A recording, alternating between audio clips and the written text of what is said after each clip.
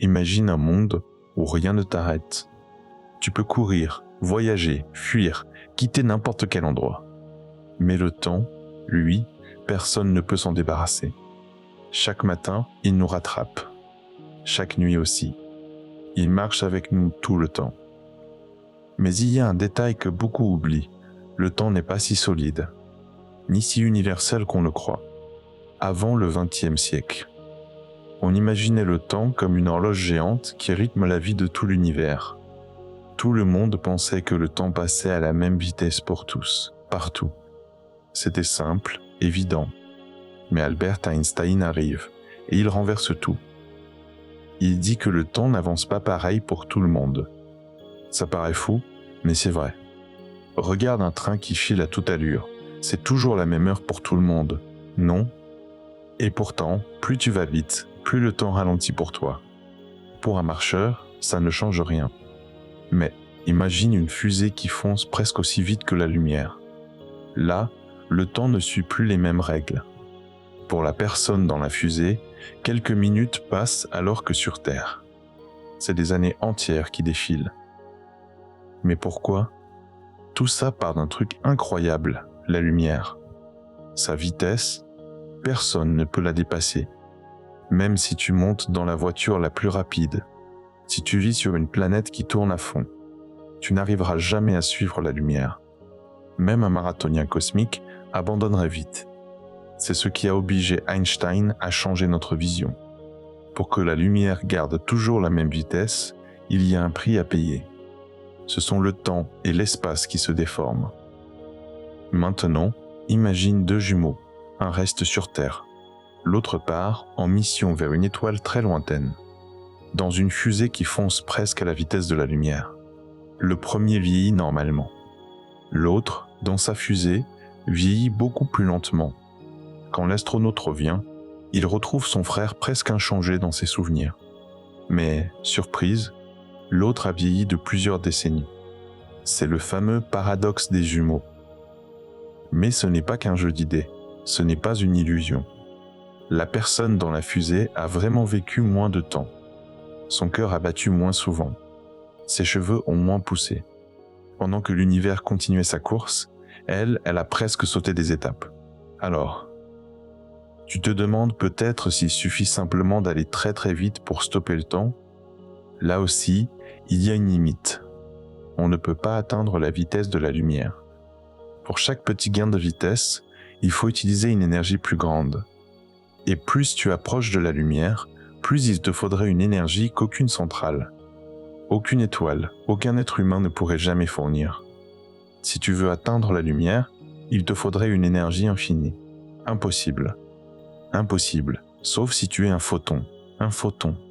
C'est un grain de lumière qui n'a pas de poids quand il n'avance pas. C'est spécial. Mais revenons à notre voyageur. Pour lui, l'univers change. Les étoiles devant s'approchent. Le ciel s'écrase comme si tu fonçais sur l'image de l'espace dans un miroir qui rétrécit tout. La lumière change de couleur. Ce qu'il voit défie tout ce qu'on imagine. Les distances paraissent plus courtes, le temps plus lent.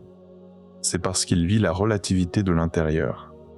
Tout devient fluide entre l'espace et le temps. Et ce n'est pas seulement la vitesse qui joue avec le temps. La gravité s'y met aussi. Plus tu te trouves près d'une grosse planète ou d'un trou noir, plus le temps se met à ralentir. C'est minuscule sur Terre. Mais imagine une montre posée juste à côté d'un trou noir. Elle avance si doucement que le reste de l'univers vu d'ici accélère à une allure folle. Le temps s'étire. Il se plie, il s'adapte à la gravité. Tout ça paraît sorti d'un film. Pourtant, chaque fois que tu utilises un téléphone pour le GPS, tu profites de cette relativité. Les satellites brillent là-haut. Ils vont très vite et sont plus loin du centre de la Terre. Leurs horloges avancent donc à un rythme différent du nôtre. Si on ne corrigeait pas ça, ta localisation serait fausse. Impossible de commander une pizza correctement. C'est grâce à ces réglages que ton téléphone connaît ta position au mètre près. Revenons à la grande question. Peut-on échapper au temps? Si tu veux arrêter de vieillir, c'est perdu d'avance. même à une vitesse folle à l'intérieur de ta fusée. Ton corps vit chaque seconde normalement. Ton cœur et ton cerveau avancent au même rythme pour toi. Tu mènes ta vie, mais comparé à celle d'autres personnes, tu pourrais rater un bon bout de leur histoire. Ralentir le temps, c'est surtout ralentir ton passage par rapport aux autres, pas arrêter ta propre montre. Voyager vers le passé, c'est encore plus compliqué. Pour retourner en arrière, il faudrait de nouvelles lois des objets trop bizarres, ou même des univers pillés sur eux-mêmes. Là, la science dit stop. Ou alors, elle nous sert des scénarios impossibles avec des paradoxes partout. Si tu empêches ta naissance en voyageant dans le passé, ta propre histoire s'effondre. En physique, rien ne prouve qu'on puisse vraiment faire marche arrière. Mais pourquoi personne n'a encore testé un vrai voyage vers le futur ? Facile à comprendre, on manque de technologie. Nos fusées sont rapides pour nous, mais elles sont molles à côté de la lumière. Même les sondes qui vont le plus loin ne sont pas assez rapides pour sentir un vrai écart de temps. Pour vraiment franchir des siècles en quelques années, il faut inventer des moteurs révolutionnaires, résister à des dangers inconnus et avoir une énergie qu'on ne sait pas produire. Même, juste survivre aux dangers du cosmos serait déjà un exploit. Ce que tout ça nous apprend, c'est que le temps n'est pas une ligne droite. Il n'y a pas une seule horloge pour tout le monde. Chacun, selon sa vitesse ou son lieu dans l'univers, vit dans un temps à lui. Une minute pour toi n'est pas tout à fait la même pour quelqu'un sur une autre planète ou dans une autre galaxie. L'univers, c'est un peu comme une carte où chacun trace sa propre route, à son propre rythme. Donc non, on ne peut pas courir pour dépasser le temps. On ne peut pas appuyer sur pause. Mais on peut jouer avec les règles et parfois, on peut avancer vers le futur plus vite que d'autres, grâce à la vitesse ou à la gravité.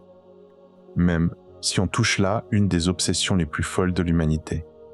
La relativité d'Einstein nous offre une petite porte sur l'impossible, comprendre que le temps bouge, change ce tort, et que notre voyage dans l'univers est bien plus étrange que tout ce qu'on a pu rêver.